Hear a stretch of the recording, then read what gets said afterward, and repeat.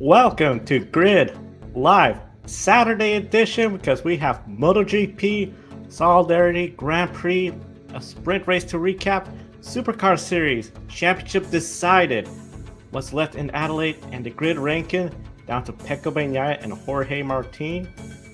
I'm Joe Sandiego. With me, Joshua Burst from Joshua Burst Motorsports. Link in the video description to his channel, and of course, gridnetworktv.com throughout social media and now on Blue Sky. I know Josh is also on Blue Sky as well. And a big thank you not to our Pecco winners, even though we thank them for participating, but our investors calling the show, Mark, Robin, David, and Matthew, for investing in the Grid Network each and every month. Link in the video description. Help us get ready for 2025. And Josh, I gotta say, the MotoGP season is coming down to end. I'm starting to feel excitement, though, especially with 2025 around the corner.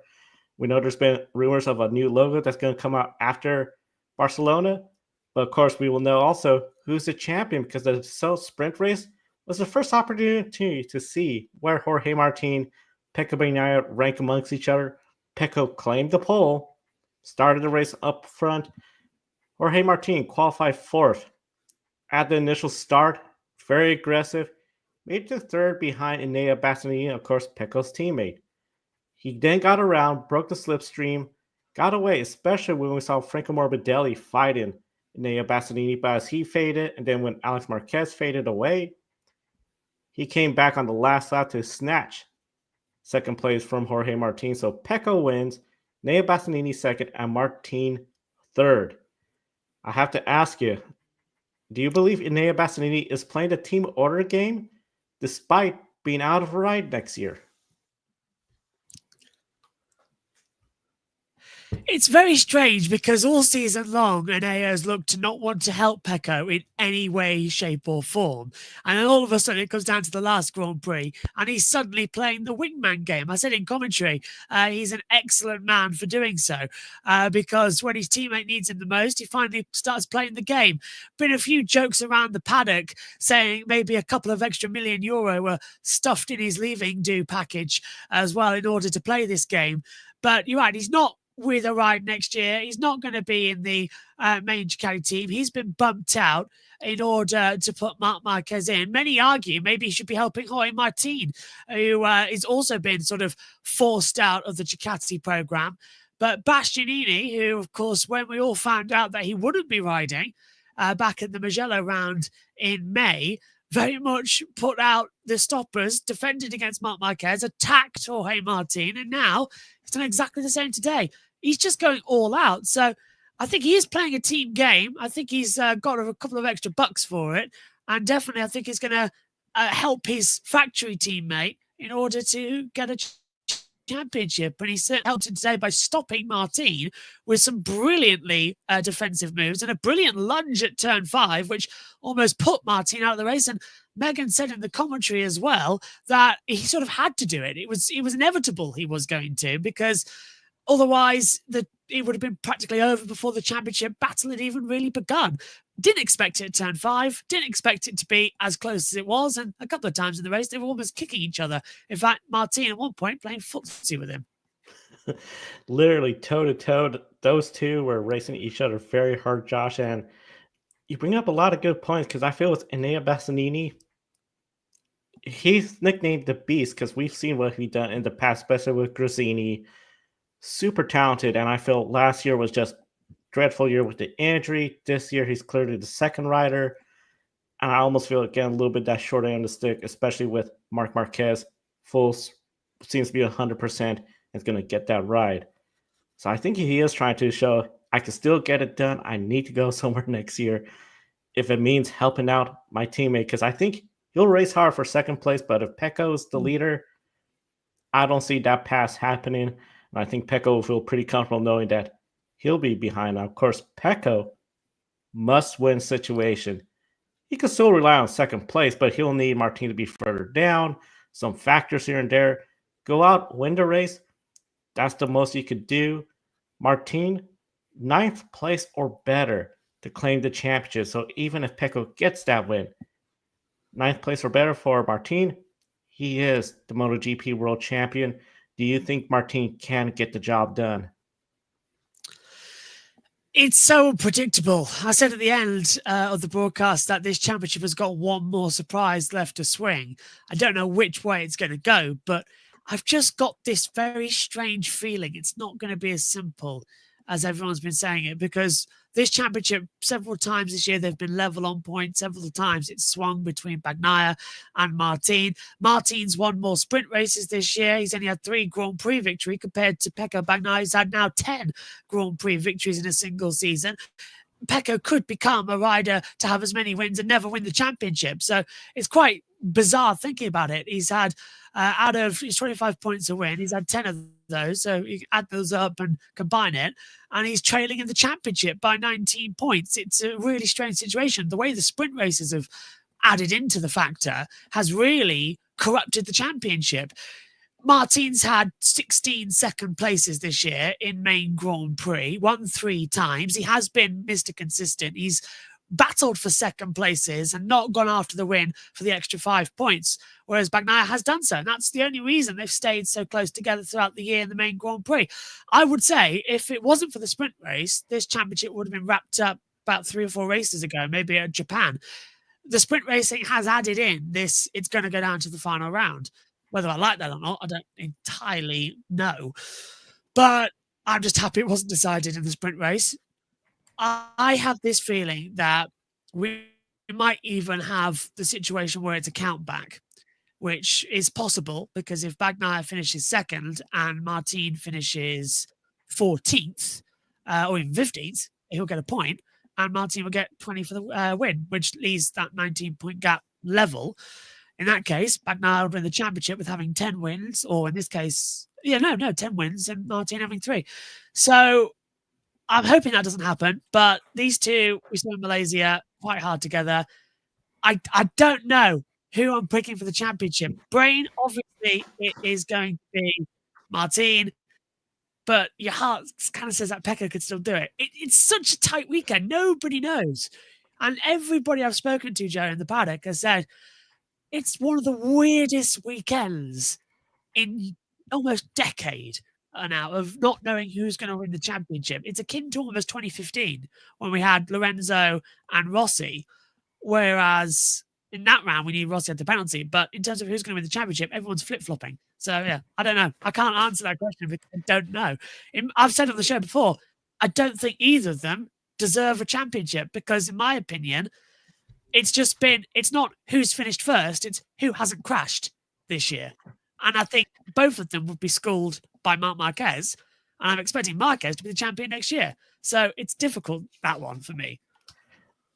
It is very difficult. Just looking at some of the stats, both Pecco Bagnaia and Jorge Martin, 16 top 10 finishes. That means out of 20 races, 19, 3 times they crashed out, not counting the sprints.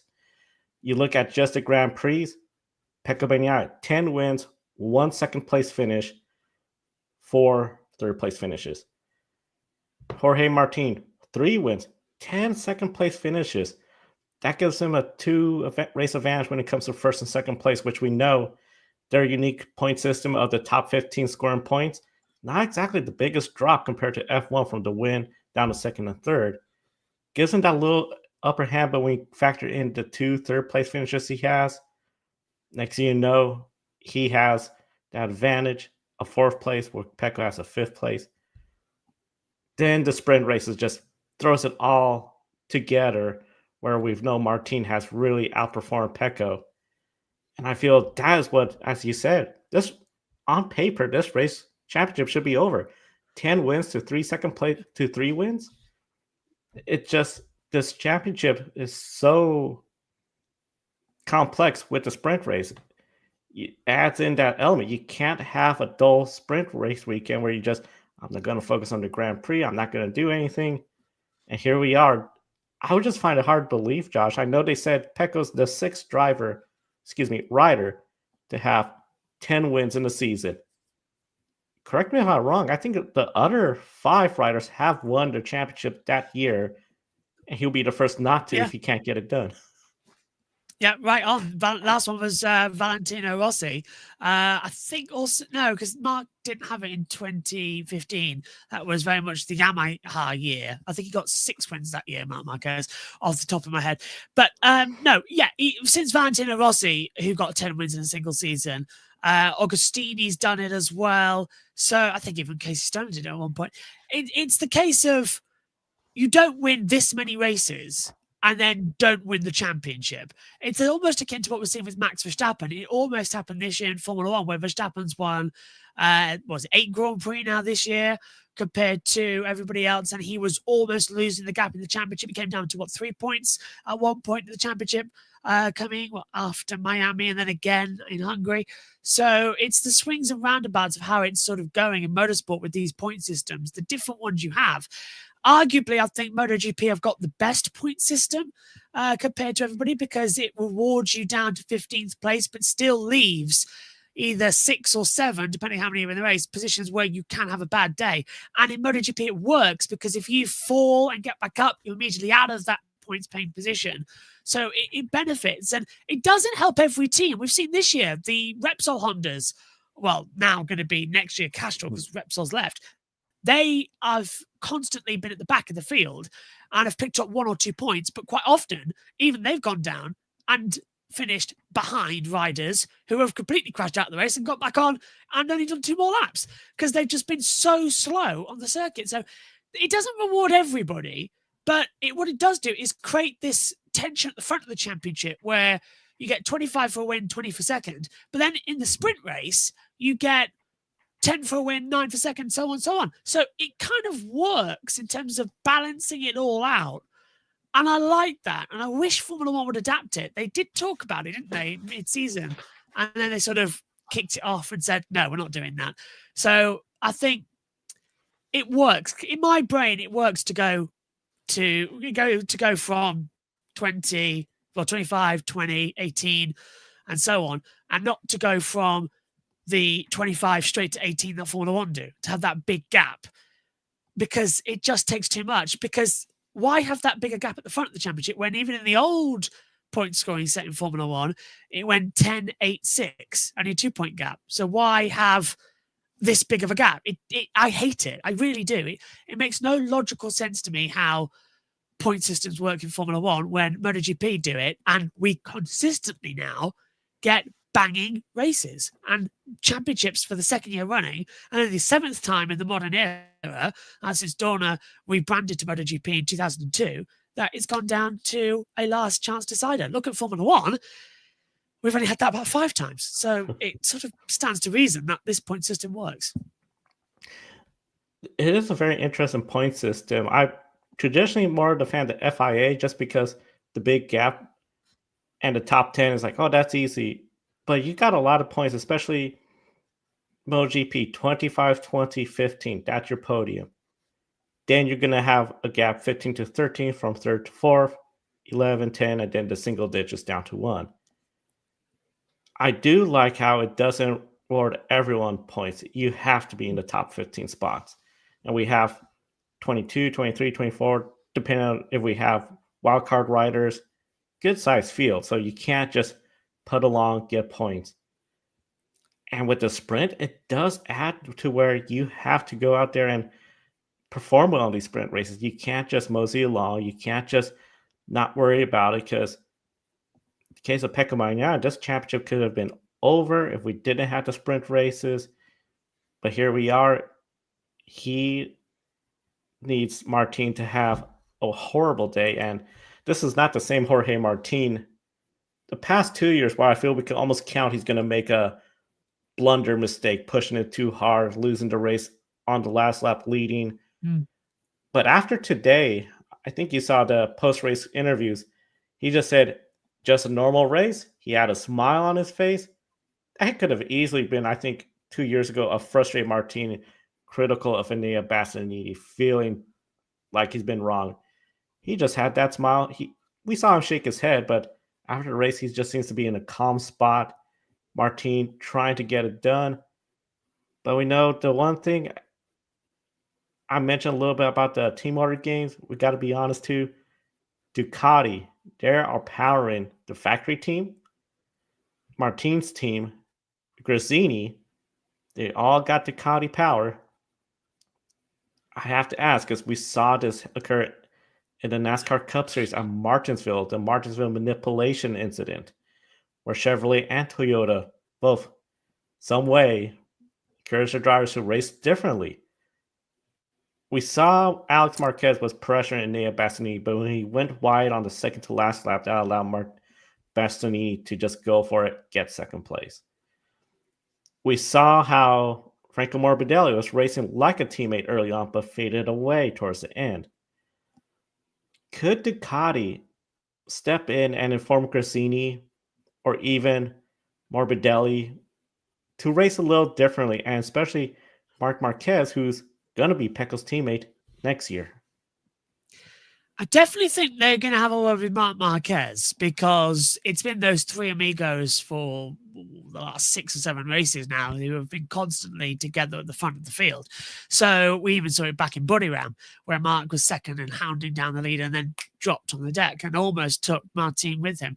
So I've got this interesting feeling that they're going to have a word with Marc and say, look, we know you're quick, but please don't get involved in the championship fight. You're coming over to the main team. It'll be your time next year. Don't make life hard coming in, battling a teammate if you've, for instance, held him up and allowed Martin to get the title. So I think they'll definitely have a word with him. In terms of Enea Bastianini, they've already had a word with him, but I think they've slipped him some dollar in order to say, look, just play the team game for once and do this. And I think he's obeying that rule as much as he can. Alex Marquez, he's locked down next year. He has an option to have a 25 bike. That has not yet been picked up, because that's the whole reason that Marc Marquez has gone up to the main team. He didn't want another year-old bike. We already know that the VR46s are going to have the 25 bikes to replace Pramac. Morbidelli, no, because that reason that Morbidelli is going as well, and he's his last race for Jelly. He won't do anything like that. And we saw him sort of racing for his own this weekend in terms of how fast he's been. So out of loyalty to his teammate, he might help, but loyalty to Ducati, no, definitely not. Aleix Espargaro is another one to throw in there. Aprilia, it's his last ever race, and he, this weekend, has been very vocal about helping Martin win the championship, and he already looked like he would in several parts. He took 4th in the sprint race today and has a better launch tomorrow, so we'll see how that goes. Adding the VR46s, Michele Pirro, he's at the back of the field. He's only there for 12 successive years of being a wildcard rider since he retired full-time. Marco Bezzecchi has tried a couple of times this weekend to be up there, but I don't think he's got the bike, because it's the GP that hasn't had any of the upgrades compared to the Grazzini's. So I think they're out of it. So really, the only two riders, I'll say that again, the only two riders that I think are going to help are going to be Alex Marquez and definitely going to be Franco Morbidelli, but only to his teammate of Martin, not to Ducati loyalty. Going to be really interesting to see how the race plays out. I think everyone wants to just see a straight up fight. Big thing for Pecco Bagnaia is going out there, you're on the pole. He seems very fast, the way he pulled away. Martin, I think if he keeps a cool head, as long as he's in the top 4, he's going to feel comfortable. I think there's going to be a lot of what we've seen in the past, particularly in the Winston Cup era, where you have to just finish the race, not get in trouble. They'll do that, get the job done. But the thing I'm really curious, Josh, we've seen how Pecco has in the past, even this year, thrown the race away. Just the pressure gets on him. 2 ways he could lose a championship. Well, third way, points-wise, if he doesn't have a good race. But I think the 2 ways most people are thinking about, Martin is better than 9th place, Pecco wins, but can't get the job done. Or Pecco crashes out while leading or fighting. If he crashes out, loses the championship, does that almost like lower his stock value when it comes to teams, seeing that, okay, he's gotten those 2 championships, but he still has not really improved to where he could reliably be the champion? I think yes. And I think it's also devaluing his championships already over the last 2 seasons of 22 and 23. Reason being that in 22, he looked unstoppable.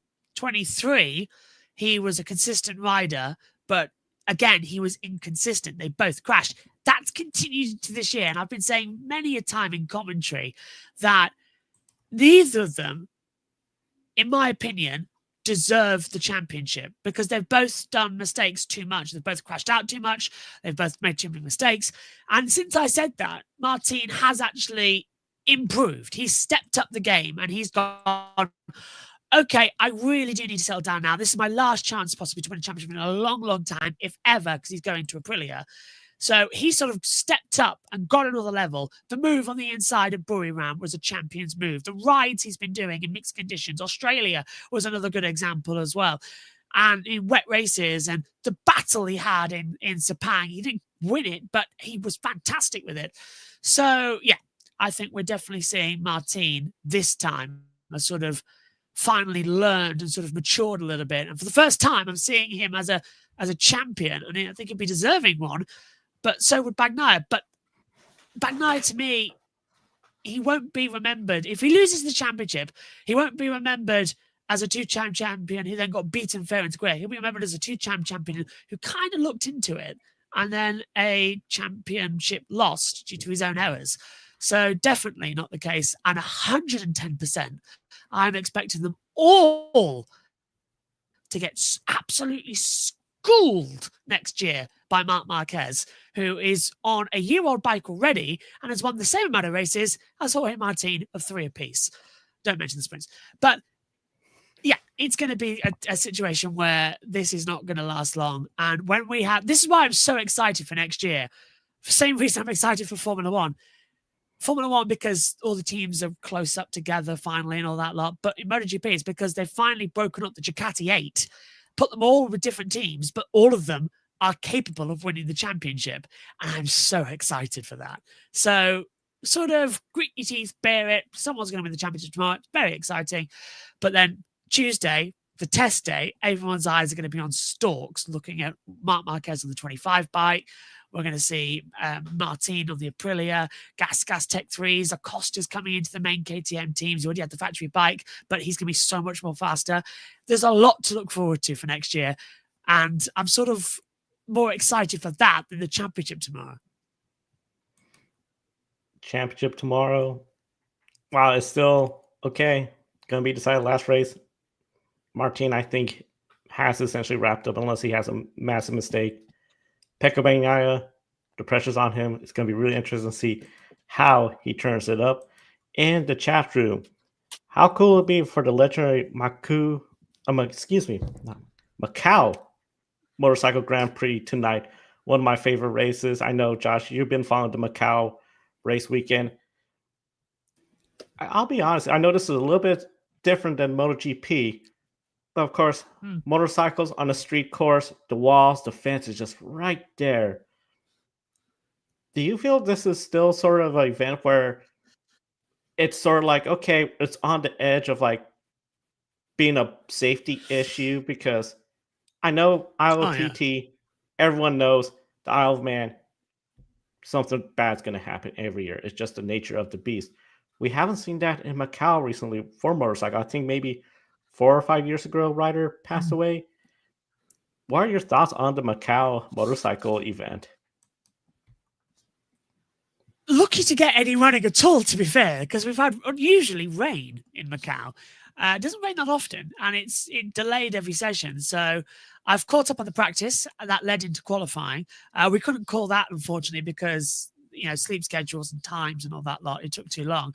We've got Maddie Patterson, who's trackside, and she's been tweeting and information. God knows she's been out there mocking at one point with toothache. She said on her Twitter account, and I felt like DMing her, but time zones, I haven't got around to it yet. But Macau is the ultimate danger.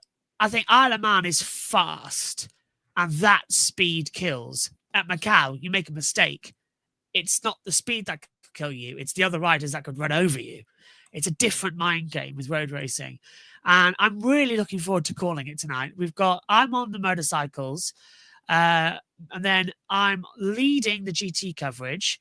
And then Omi is co-commentator. And then Omi's leading the Formula Regionals, and I'm co-commentator for that. We decided that because I know more about the GT cars and the field, and he knows more about the junior drivers and the Formula Regional Championship. So that sort of works out. And then I've got the bikes, and joining us in the commentary box for that one, we've got our own Julia Chusevich, of course, from Grid Network, and she's joining us in the comms box as well. No better road racing expert to join. And then an actual road racer is joining us. Lizzie Whitmore is coming into the commentary box as well. So I'm very much looking forward to having her thoughts. The race was supposed to be last night, so slight change of schedule. She's at an event, but as soon as she finishes the event, she's joining us in the commentary box.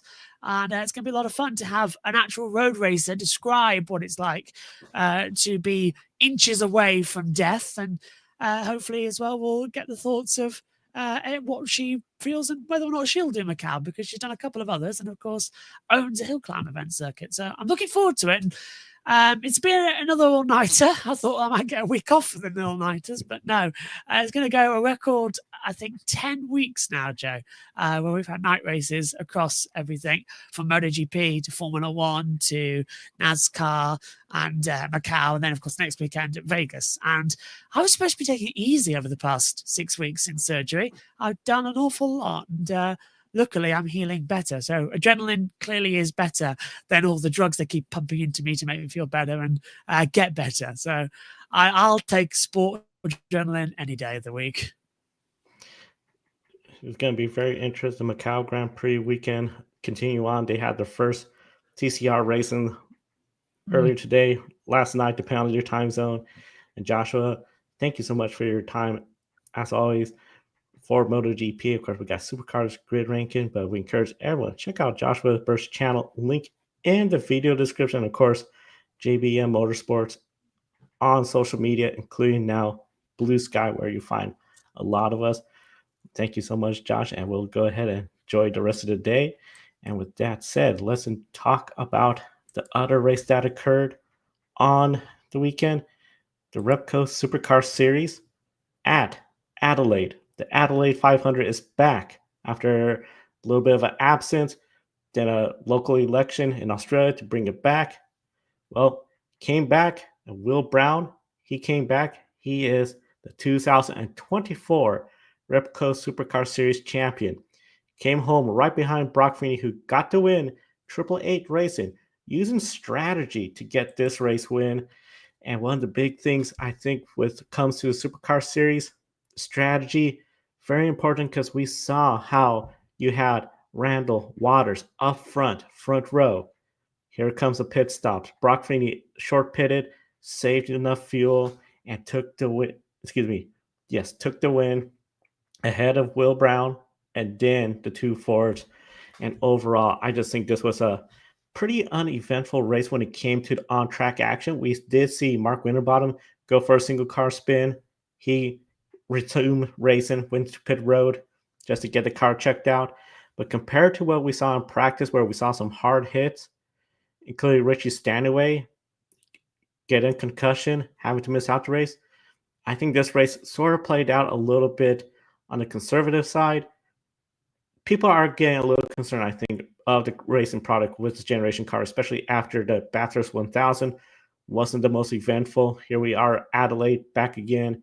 Wasn't exactly that great of a race, but overall, everyone's going to be talking about Will Brown, the 2024 champion.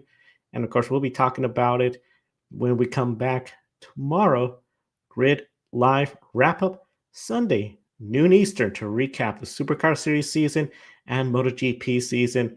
Kobe will be with us throughout the day. Now, let's take a look at the grid ranking. And one of the big things when it comes to the grid ranking is Pecco Bagnaia, Jorge Martin are the last two competing for the grid ranking world championship. It will come down to the 32nd weekend at Barcelona, the Solidarity Grand Prix. It's a very unique situation. Pecco Bagnaia, who leads the grid ranking because of the 10 wins is second in the MotoGP standings because of the sprint races. The sprint races have a much smaller role in the grid rating for MotoGP. So here's the championship scenario for the grid ranking. Pecco Bagnaia, 8th place or better. He is the grid ranking world champion. 8th place, if Jorge Martin gets the win, they would be tied for the grid ranking world championship, and then it goes to the most wins, and now it goes towards Pecco Bagnaia. So Pecco Bagnaia, 8th place or better. Jorge Martin, he is in a must-win situation. 2nd place will not cut it. He could have been a better situation had he gotten 2nd place or even the win today in the sprint race, but that did not happen. So Jorge Martin, must-win situation. Pecco Bagnaia, 8th place or better, will be the first grid ranking world champion from MotoGP since 2019 when Marc Marquez got his 2nd grid ranking world championship. Of course, Marc Marquez, the only person to win the grid ranking twice, consecutive years, 2018, 2019, and now here we are, 2024, and the MotoGP rider is going to be grid ranking world champion. Speaking about world champions, comes to pick a winner, Kobe Lambus' reign as the pick a winner world champion is going to look to be coming to an end after so many years on the top. Matthew Bro leads the championship. Kobe and Josh T, who's had a great season in 3rd place. Those are the only mathematical people left, but after this weekend, it's going to most likely be over if Matthew Bro scores a point. When it comes to my pick a winner picks, I'm looking at Pecco Bagnaia for the MotoGP Solidarity Grand Prix. I think he's going to have a strong bike. He's going to have a great performance. Just don't make a mistake. Really don't think about the championship. Just go try to win the race, get the win. 11 wins, no championship. That'll be something else to talk about. I mean, not even NASCAR could say they've had anything like that. So it's going to be really interesting to see how that turns out. The championship, I think it's going to go to Jorge Martin. 9th place or better, unless he has a day like Christopher Bell at Martinsville and just blows it. He is going to be your MotoGP world champion. Huge for him as he goes to Aprilia next year. And then Brody Kosecki is my pick to win the Supercars Series race in Adelaide. In the chat room for Adam's pick a winner, Jorge Martin wins the race plus the championship, going for the sweep, and Broc Feeney going for the sweep in Adelaide. Of course, Broc Feeney won earlier today, race 1 at Adelaide. And we thank everyone for tuning in. A big thank you to Colin Deschelle, Mark Robin, David Matthew, who are investing into Grid Network each and every month. You too can invest in Grid Network for 2025. Link in the video description. And of course, tomorrow, Grid Live Wrap-Up, 9 a.m. West Coast, noon Eastern. We'll be on the air to recap the full weekend of Supercars and MotoGP, talk about the MotoGP Championship and the 2025 test looming ahead. For Joshua Birch from Joshua Birch Motorsports, I'm Joe Samaniego. Thank you for watching today's program. We'll see you next time, and enjoy the races.